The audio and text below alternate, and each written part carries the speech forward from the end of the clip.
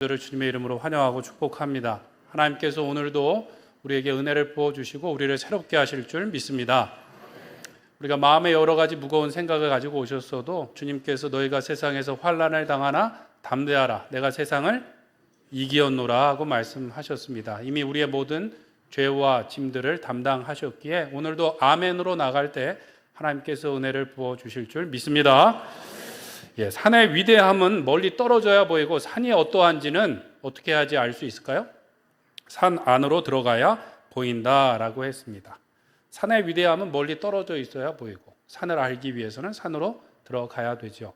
우리가 하나님을 아는 것도 마찬가지입니다. 하나님을 경외함으로 나아가야 하나님의 크심을 우리가 깨달을 수 있지만 하나님께서 우리의 하늘아버지 되시면 어떻게 알 수 있을까요? 하나님께로 가까이 나아가야 알 수 있게 되는 것이죠. 경외함과 가까이 가는 것, 이것을 어떻게 함께 할 수 있을까요? 사자성어 가운데 아비경지라는 말이 있습니다. 아비경지. 아무리 가까워도 예를 갖춰야 된다라는 것이죠. 하나님께서 우리를 가까이 부르시는데 우리가 예를 갖춰서 경외함으로 주님 앞에 나아가야 되겠습니다. 오늘 우리가 읽은 말씀이 그러한 이야기입니다. 하나님께서 이스라엘 백성들을 특별히 불러서 출애굽시키셨어요. 가나안 땅으로 인도하시는데 지금 시내산에서 하나님과 특별한 만남과 특별한 계약을 맺기를 원하십니다. 그냥 관계만 특별해지는 것이 아니라 그 물리적인 거리도 가까워지게 되죠. 오늘 내용을 이렇게 분석해 보면 동심원 구조라고 합니다. 점점 바깥쪽에서 안쪽으로 들어가는 이야기가 나와 있어요. 1절에 보면 하나님께서 모세와 그 지도자들에게 뭐라고 말씀하시냐면 멀리서 경배하고 이스라엘 백성들은 가까이 오지 못하게 하라라고 말씀하세요. 멀리서 일단 경배하라라고 말씀하세요. 그리고 3절 7절에 보면 모세가 다시 하나님의 말씀을 듣고 적은 것을 가지고 내려와서 이스라엘 백성들과 제사를 지내는데 어디서 지내는가? 산 아래에서 지내게 되죠. 그리고 모세가 그 피를 가지고 백성에게 뿌린 후에 말씀대로 할 것을 약속합니다. 그리고 9절에 보면 모세와 아론과 나답과 아비후와 70인의 장로가 어떻게 하는가? 산으로 올라가게 되죠. 산으로 올라갑니다. 그리고 10절 11절에 보면 하나님을 보고 그 앞에서 먹고 마시게 되는 것이죠. 하나님의 보좌를 봅니다. 청옥을 깔은 것 같은 하나님의 보좌를 보고 하나님 앞에서 먹고 마시게 되는 것이죠. 전혀 놀라질 않으시네요. 하나님을 만났다고 하는데 하나님을 만났다는 건 대단한 거예요. 이전에 이스라엘 백성들이 하나님을 너무 만나고 싶어서 막 이렇게 안달이 났었나요? 아니요. 그 우레와 같은 목소리 듣는 것만으로도 겁이 나갔고 모세에게 당신이 듣고 우리에게 대신 얘기해 주세요. 우리는 두려워서 감당할 수가 없습니다. 라고 이야기했어요. 또 하나님께서 경계를 정하셔서 혹시라도 부지 중에 넘어왔다가 너희가 죽을까 하노라 하고 말씀하셨어요. 죄인들이 거룩하신 하나님 앞에 갔다가 죽을까 염려한다라고 말씀하셨다라는 것이죠. 그런데 오늘 본문에 보면 이스라엘 백성들이 처음에는 멀리서 경배하다가 산 아래서 제사를 지내며 언약식을 하고 백성의 대표들이 산 위로 올라가서 하나님을 배웠고 먹고 마시는 자리까지 나갔다는 것이죠. 그리고 우리가 읽은 말씀 다음에 보면 그 중에 중보자인 대표인 모세가 더 높이 올라갑니다. 그리고 하나님의 임재를 상징하는 구름 속으로 들어가게 되는 것이죠. 그리고 이제 나중에 또 내려오게 되고 이런 일들이 있습니다. 오늘 내용을 보면 하나님으로부터 멀리서 가까이로 나가고 아래에서 위로 올라가고 그 다음에 두려움에서 무엇으로 나갑니까? 기쁨으로 나가는 것이죠. 전에는 두려워서 떨었는데 이제는 그 하나님 앞에 가서 먹고 마시고 배우게 되더라는 것이죠. 하나님께서는 우리를 가까이 초대하시는데 보니까 예를 갖추기를 바라시는 거예요. 이것은 이 언약식에만 해당되는 것이 아니라 이후에 하나님께서 이스라엘 백성들 가운데 거하시기로 작정하시고 성막을 주신 이후에도 같죠. 하나님의 법을 따라서 그들이 하나님께 나올 수가 있었어요. 하나님께서 명하신 불로만 제사를 드려야만 했습니다. 그것을 어겼다가 죽임을 당한 사람이 누구예요? 오늘 본문에 나오는 나답과 아비후였습니다. 그리고 정해진 날에 지성소 안으로 들어갈 수 있었고 정해진 법을 따라서 화목제물을 장막 안에서 그들이 함께 먹으며 교제할 수 있었다라는 것이죠. 성경에 보면 먹고 마시는 게 중요한데 더 중요한 것은 무엇인가? 하나님의 법을 따라서 먹고 마시는 것이 중요해요. 에덴 동산에서도 그렇고 노아 방주 이후에도 그렇고 광야에서 성막 율법을 주신 때에도 먹고 마시는 것에 관한 이야기. 예수님께서 성찬식을 베푸신 것도 뭐예요? 법을 따라서 먹고 마시는 것과 관계가 있습니다. 오늘 본문이 중요한 것은 성막에 대한 예표뿐만 아니라 나중에 예수님께서 이루실 구원의 역사를 예표로 보여주신다라는 것이죠. 죄인인 우리가 하나님께로 갈 수가 있습니까? 없습니까? 없었죠. 그런데 피조물이고 죄인인 우리가 하나님을 두려워하지 않고 구원받았을 뿐만 아니라 하나님의 자녀가 되었다고 말씀하고 있어요. 우리의 장자 되신 예수님을 따라서 똑같은 영광과 유업을 이어받는 후사가 되게 해주신다라고 말씀하셨어요.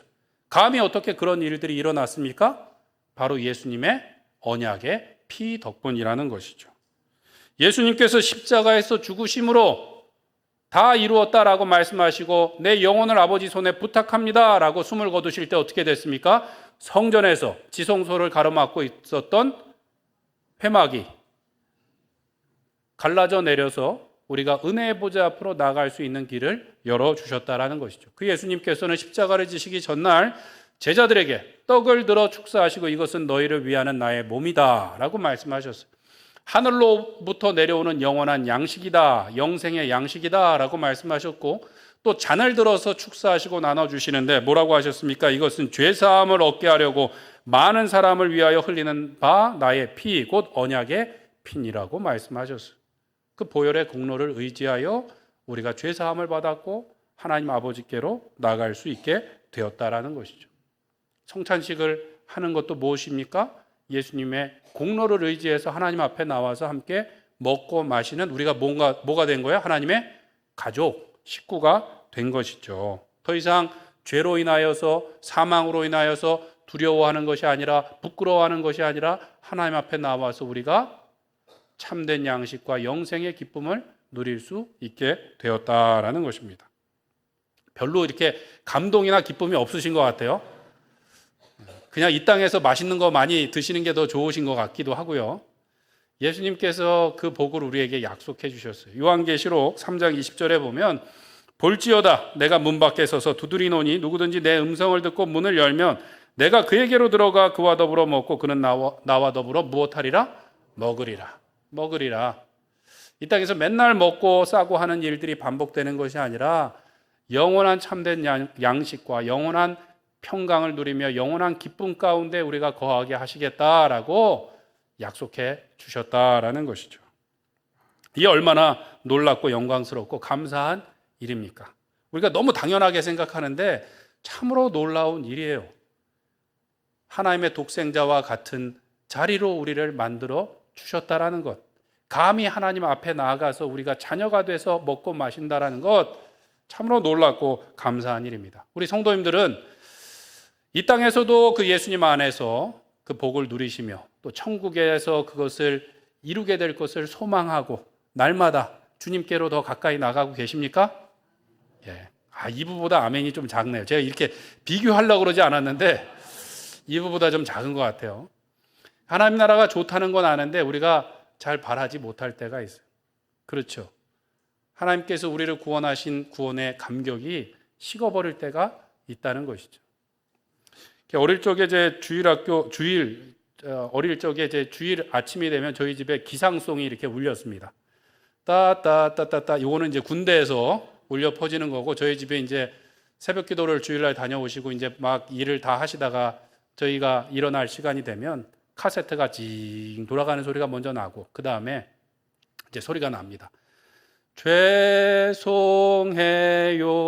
죄송해요 정말 잔치에 갈 수 없어 장가 가야 하고 소도 사야 하고. 처음 들어보시는 찬양인가요? 죄송해요라는 찬양이에요. 복음송. 굉장히 즐거운데 사실은 슬픈 얘기죠. 한 임금이 잔치를 벌여서 초대를 했는데 갔다는 거예요? 안 갔다는 거예요? 안 갔다는 거죠. 왜 제가 노래를 잘 못했나요? 왜 자꾸 수군대시는 거예요? 못 갔다는 거죠. 못 간 게 아니라 안 갔다는 거예요. 안 갔다는 거. 그 복음송의 가사가 사실은 성경에 나오는 이야기를 담고 있습니다. 마태복음 22장 2절 3절에 보면 천국은 마치 자기 아들을 위하여 혼인잔치를 베푼 어떤 임금과 같으니 그 종들을 보내어 그 청한 사람들을 혼인잔치에 오라 하였더니 오기를 어떻게 했다고요? 싫어했대요.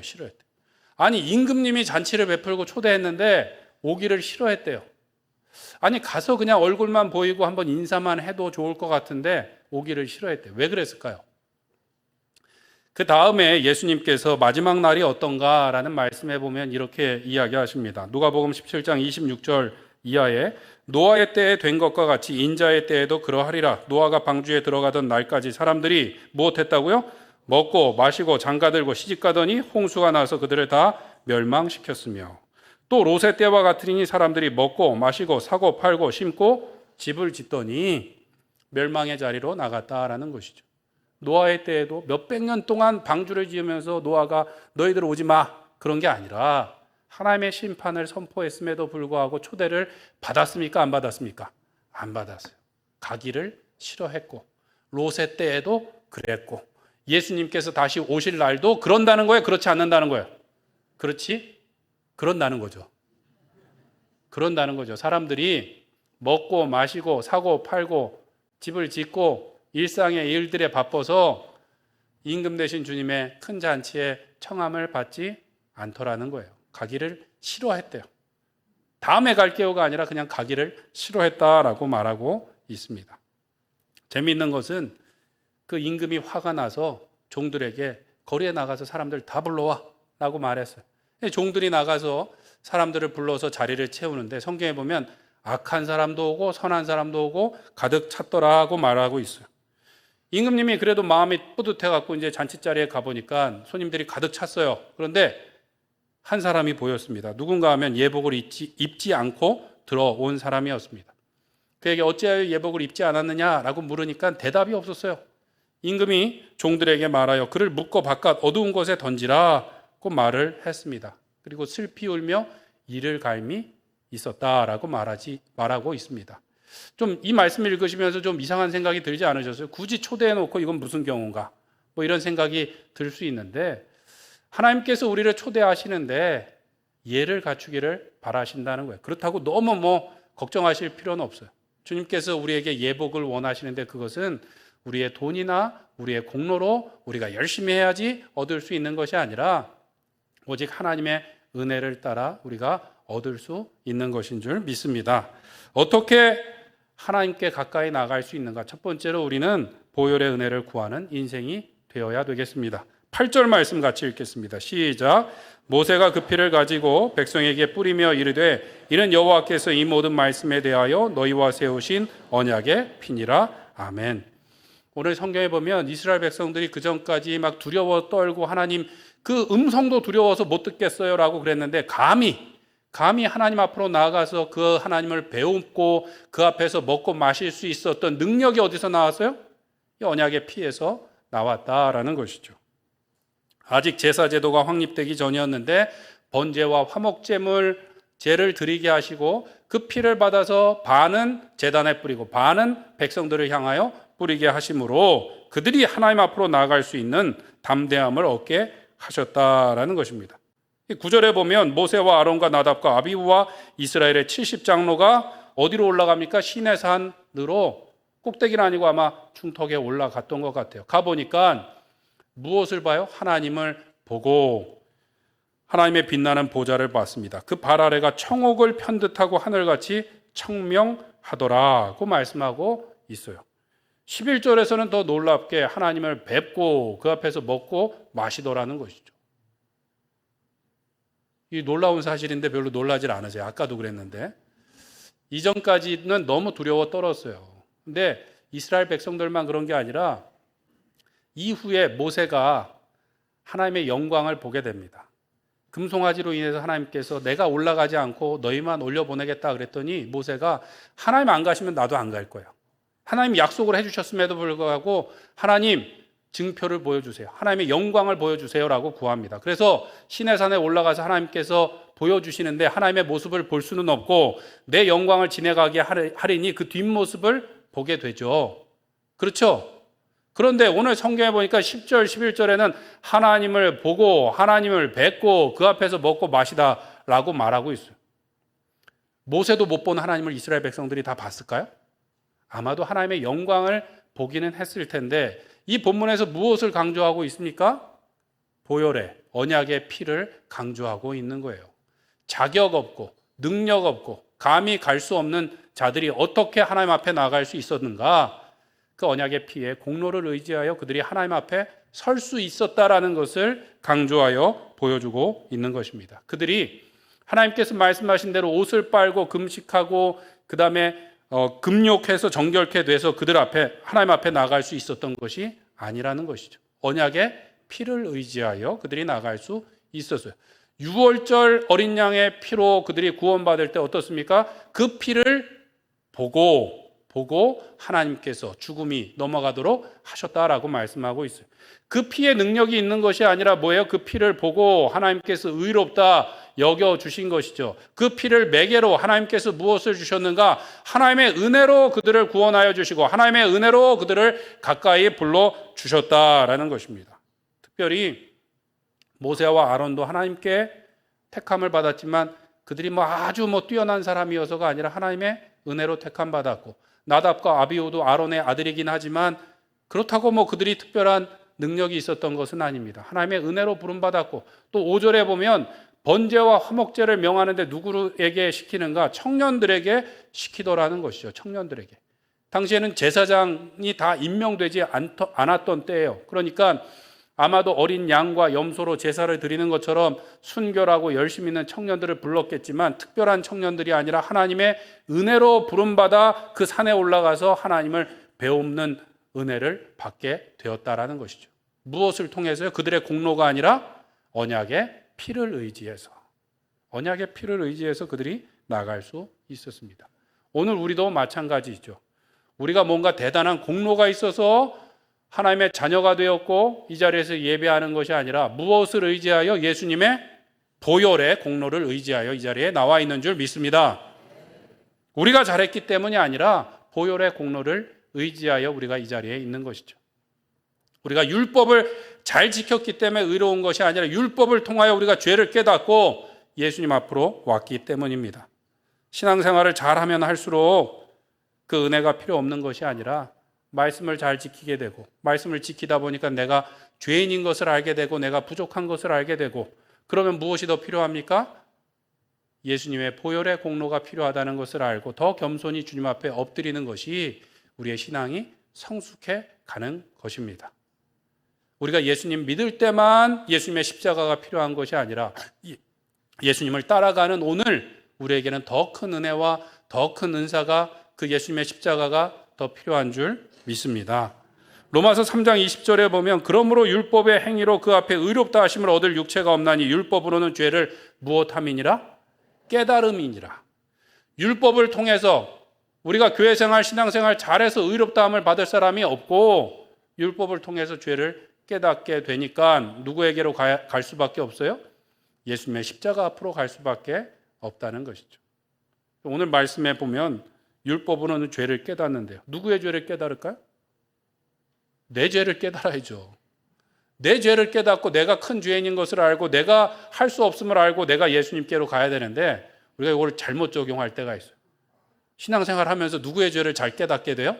남의 죄를 잘 깨닫게 되는 거예요. 남의 죄를. 내 죄가 아니라 남의 죄를 깨닫고 누구 때문이라고 말하는 거죠. 누구 때문이라고 말하는 것은 나는 잘못한 게 없고 다른 사람이 잘못했고 하나님이 실수했고라고 고백하는 것과 같습니다. 우리가 죄를 깨닫고 은혜의 보좌 앞으로 나가야 되는데 남의 죄를 깨닫고 어떻게 해요? 재판석에 앉아서 심판의 자리로 나가려고 할 때가 있다는 것입니다. 마틴 부버라는 신학자는 이렇게 이야기했어요. 마법은 관계 속으로 들어가지 않고서 효과를 얻으려는 것이며 허공에서 기술을 부린다라고 말했어요. 왜 마법 얘기를 하냐 하면 관계를 떠난 기도, 관계를 떠난 봉사 또 이런 것들이 허공에서 마법을 부리려는 것과 같다는 것이죠. 하나님께서는 삼위일체 하나님이시고 우리를 한 몸으로 만드셨는데 마치 내 공로만 있고 다른 사람은 필요 없는 것처럼 이야기하고 다른 사람들 다 쫓아내고 내가 원하는 슈퍼맨이 와서 내가 원하는 것들만 해주기를 바라는 것은 신앙이 아니라 뭐예요? 마법이라는 것이죠. 불신앙이라고 이야기하고 있는 것입니다. 율법으로는 우리가 나의 죄를 깨닫고 은혜의 보좌 앞으로 나아가는 능력이 되는 줄 믿습니다. 누구 때문이라고 말하기보다는 우리가 예수님의 공로를 의지하여 은혜의 자리로, 기도의 자리로 나아가시는 우리 성도님들 되시길 간절히 축원합니다. 하나님의 일이 내 열심과 지혜와 노력으로 되는 것이 아니죠. 가끔 되는 것처럼 보이지만 그것은 오히려 더 일이 잘못되고 있는 것입니다. 하나님 없이는 우리가 비참한 실패를 맞이하거나 더욱 처참한 성공을 얻게 된다라고 말했어요. 하나님을 의지하지 않고서는, 예수님의 보혈의 공로를 의지하지 않고서는 우리가 실패하게 되고요. 가끔 뭔가 잘 되는 것 같은 것은 잘 되는 게 아니라 뭐라고요? 더욱 처참한 결과를 얻게 되는 거예요. 교회나 나라나 공동체에서 아주 힘들게 하는 사람들은 열심히 없는 사람인가요? 열심히 있는 사람인가요? 열심히 있는 사람. 열심히 없는 사람은 그냥 가만히 계시니까 큰 사고를 안 쳐요. 물론 이제 좀 짐이 될 때가 있지만 가만히 두면 그냥 가만히 계시고 문제도 안 일으키는데, 문제를 일으키는 분들은 뭐예요? 열심히 있는 분들. 내 뜻대로, 내 마음대로, 내 멋대로 하려고 할 때, 열심을 가지고 그런 일을 할 때 일이 뭔가 되는 것 같지만 사실은 공동체를 어렵게 하는 것이다라는 것이죠. 그래서 마태복음 7장 21절에 보면 예수님께서 그날에, 마지막 날에 내 앞에 와서 주여 주여, 우리가 주님의 이름으로 귀신을 쫓아내고 예언을 하고 많은 권능을 행하지 아니하였습니까? 라고 말할 사람들이 많다는 거예요. 그런데 그때 내가 밝히 똑똑히 이야기해 주겠다. 내가 너희를 도무지 알지 못하노라. 불법을 행하는 자들아 내게서 떠나가라 라고 말씀하실 것이다 라고 하셨어요. 그러면서 뭐라고 말씀하시냐 하면, 다만 내 아버지의 뜻대로 행하는 자라야 천국에 들어갈 수 있다고 말씀하셨어요. 내 열심을 가지고 내 뜻대로, 내 방법대로, 내가 하고 싶은 대로 하는 것이 아니라 하나님의 뜻대로 해야 되고, 우리가 열심히 한다면 사람들에게 인정받을 수 있지만 하나님의 나라는 내 열심과 내 공로로 가는 것이 아니라 오직 예수님의 보혈의 공로를 의지하여 가는 것인 줄 믿습니다.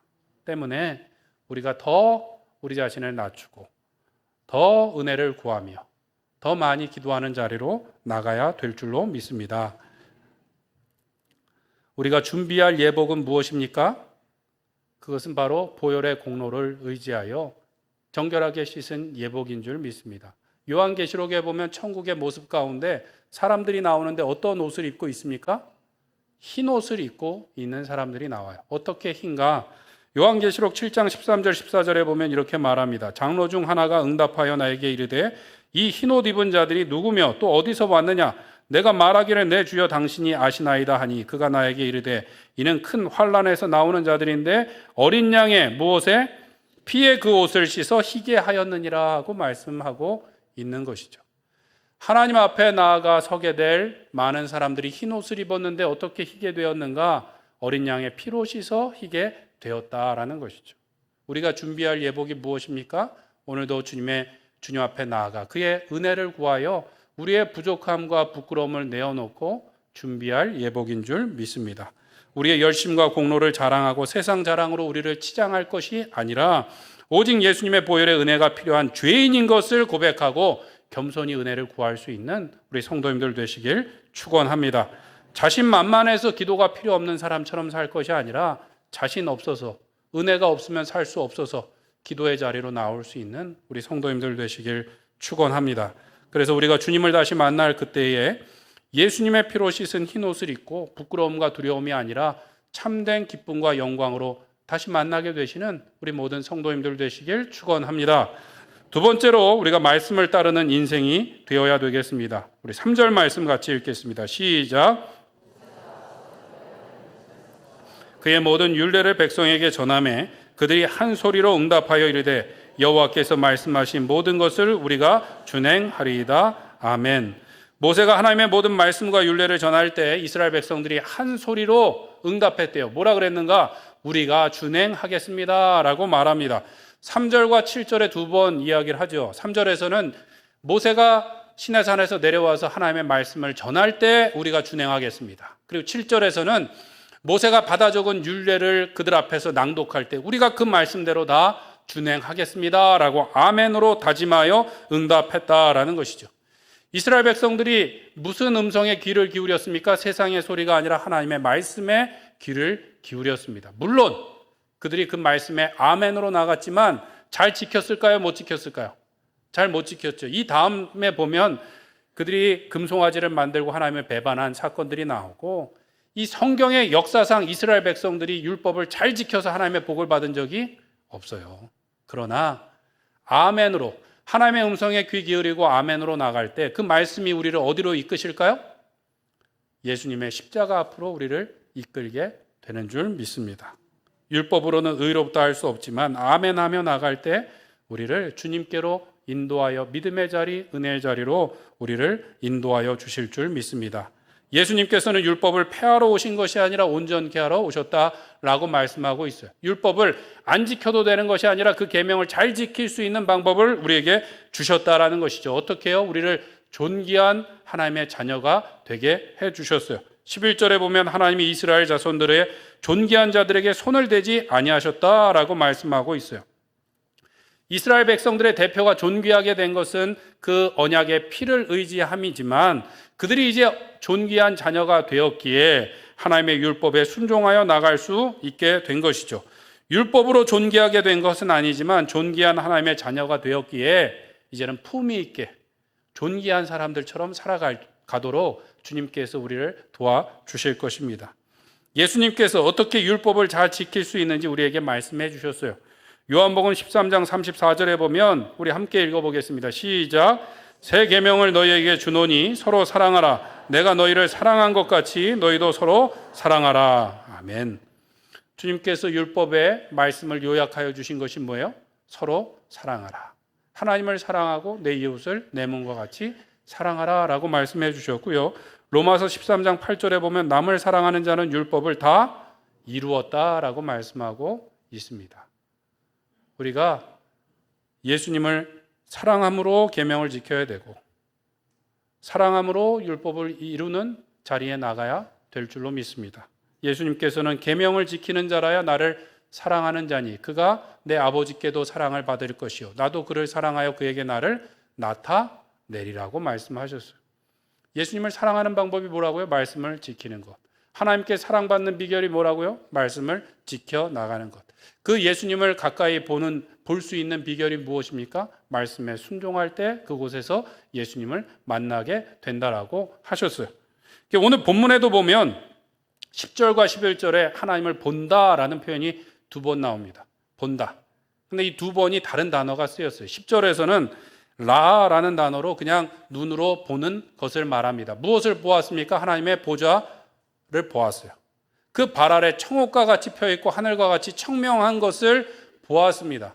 그리고 11절에 보면 하나님을 뵙고 먹고 마셨더라라고 말하는데 거기에서는 하자라는 단어가 쓰였어요. 이것은 보여주시는 것을 보는 것을 의미합니다. 그래서 이 하자라는 단어에서 하존이라는 환상이라는 말이 나왔어요.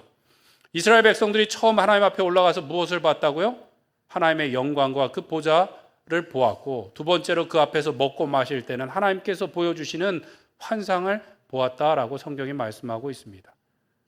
그들이 그렇게 할 수 있었던 것은 보혈의 공로를 의지하여 그 앞에 갔을 뿐만 아니라 말씀을 따라 순종하여 갔을 때 그들이 하나님을 보게 되고 하나님의 특별한 환상을 보게 되었다라는 것입니다. 우리도 말씀에 따라 순종할 때 하나님을 보게 되고 그 음성을 듣게 될 줄로 믿습니다. 사랑한다는 것은 내 마음대로 하는 것이 아니에요. 내가 필요한 대로 내가 좋아하는 방식 따라 내가 좋아하는 것을 주는 것이 아니라 사랑하는 대상이 필요한 것을 그가 좋아하는 것을 좋아하는 방식대로 하는 것이 사랑하는 것이죠. 내 마음대로 하는 것은 학대일 수 있습니다. 아무리 좋은 것을 해도 내 마음대로 하는 것은 폭력일 수도 있는 것이죠. 서로 아무리 가깝다고 해도 예를 지키며 나가야 되는 거예요. 하나님께서 이스라엘 백성들에게 오늘 요구하신 것이 무엇인가? 번제와 화목제를 드리라고 말씀하고 있어요. 번제와 화목제.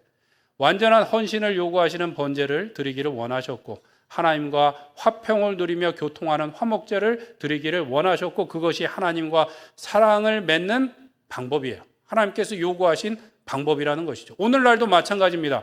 하나님을 우리가 사랑한다 그러면서 다른 방법을 먼저 막 너무 애쓸 필요가 없는 게 뭐예요? 주일에 와서 예배 드리는 것이 가장 기본적인 하나님을 섬기는 일이라는 것이죠. 가끔 보면 주일을 제대로 지키지 않고 예배를 소홀히 하면서 내가 봉사를 많이 했노라고, 내가 헌금을 많이 했노라고, 내가 이러한 일들을 했노라고 자랑할 때가 있는데 헛일일 수 있다는 거예요.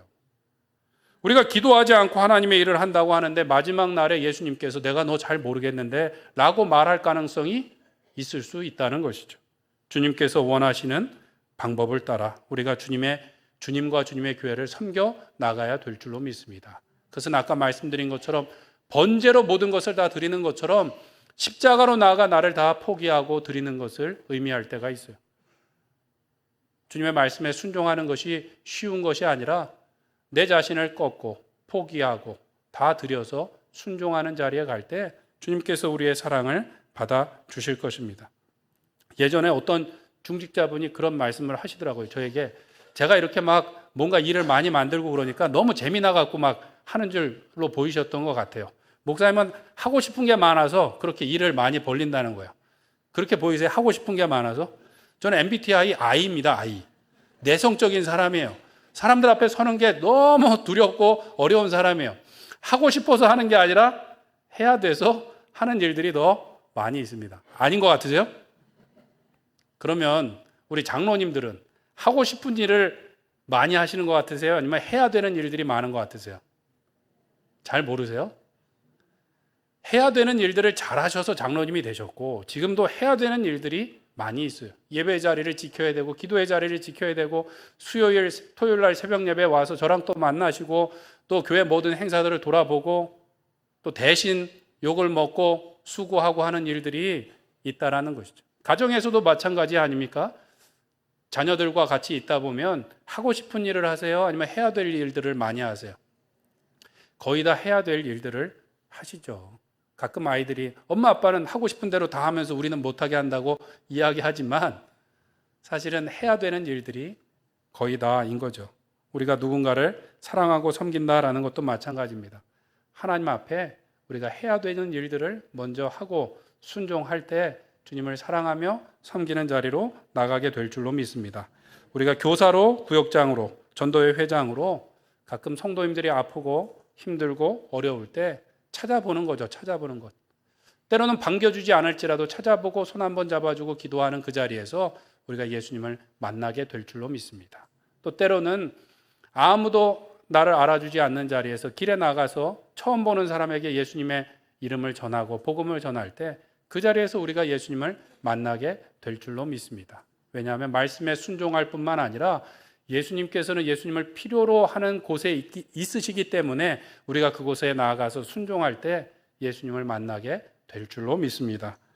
오늘도 우리가 내 말대로 다 이루어지기를 바라기보다는 하나님의 말씀이 우리의 삶과 우리의 가정과 교회에 이루어지기를 바라며 하나님의 나라를 이루어 가시는 우리 귀한 성도님들 되시길 간절히 축원드립니다.